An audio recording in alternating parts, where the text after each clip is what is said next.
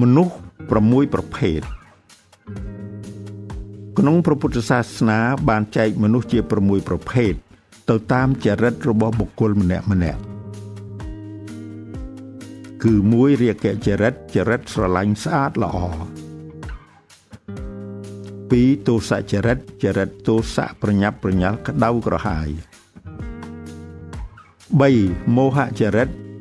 ទើកមើកល្ងងល្ងីល្ងើ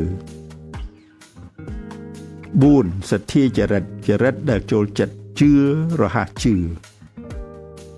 5វិតកចរិតចូលចិត្តខ្វាយខ្វល់6ពុទ្ធិចរិតចូលចិត្តត្រេះរិះច្រើន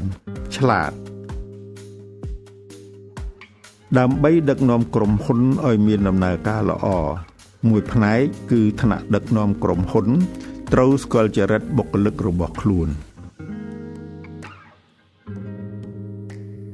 ដកស្រង់ចេញពីសៀវភៅប្របាទធម្មឹកទំព័រ